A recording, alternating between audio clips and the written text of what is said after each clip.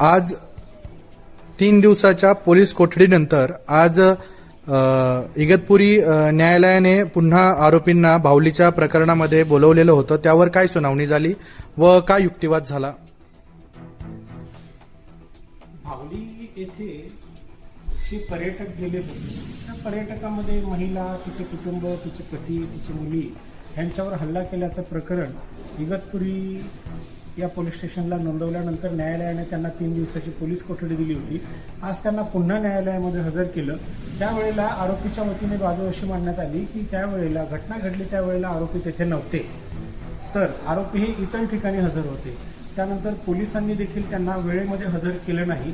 कायद्याने 24 तासाची वेळ दिलेली असते, 24 तासाच्या आत त्यांना हजर केलं नाही। ह्याबाबतचे लास्ट तारखेला मी मीडियासमोर सांगितलं होतं की माझ्याकडे पुरावे आहेत आणि ते पुरावे मी न्यायालयामध्ये सादर करेल। त्याप्रमाणे मी आज न्यायालयामध्ये ते पुरावे सादर केले आणि न्यायालयाने सदर आरोपींना आज ज्युडिशियल कस्टडी ग्रँट केलेली आहे आणि त्यांचा पोलिसांचा जो पोलीस कस्टडीचा अर्ज होता तो अर्ज फेटाळण्यात आलेला आहे। ह्यामध्ये एक बाब आमच्या तपासामध्ये अशी निष्पन्न झालेली आहे की फिर्यादी जी महिला आहे तिचे पती, तिच्या पतीच्या विरुद्ध 2025मध्ये नाशिक रोड पोलीस स्टेशन येथे चोरीचा गुन्हा दाखल आहे आणि माहिती अशी देखील मिळते आहे की फिर्यादी आणि तिचा पती जो आहे तो NDPS ॲक्ट खाली जे नार्कोटिक ड्रग्स असतात त्याचा देखील व्यवसाय करतो असे देखील आम्हाला मिळालेल्या पुराव्यामध्ये निष्पन्न झालेले आहे। म्हणजे जो व्यक्ती ज्याच्या विरुद्ध चोरीचा गुन्हा ऑलरेडी दाखल आहे तोच व्यक्ती या निष्पाप आरोपींना गोवण्याचा प्रयत्न करतोय, हेच या प्रकरणामधून निष्पन्न होते।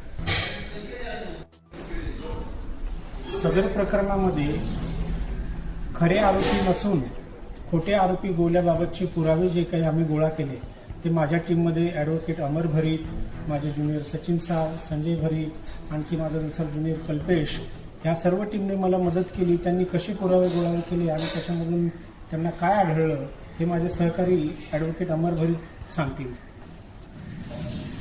आज भावली प्रकरण जे संपूर्ण देशभरात हायलाईट झालेलं आहे त्यातील 9 आरोपी ज्यांना 3 दिवसाची PCR दिलेली होती त्यांना इगतपुरी कोर्टात आणण्यात आलं होतं। इगतपुरी कोर्टात आणल्यानंतर जसे की आमचे मार्गदर्शक, आमचे सिनियर ॲडव्होकेट अनिल कांबळे साहेबांनी TV बाईटवरतीच सांगितलं होतं की माझ्याकडे एव्हिडन्स असे आहेत की आमचे जे क्लायंट आहेत सचिन आडोळे असतील, अर्जुन आडोळे असतील, की हे जी घटना घडली त्यावेळी घटनास्थळी नव्हते तर ते कसारा ह्या ठिकाणी होते आणि सरांनी ते आरोपी कसारा ह्या ठिकाणी असल्याचे पुरावे गोळा करण्यात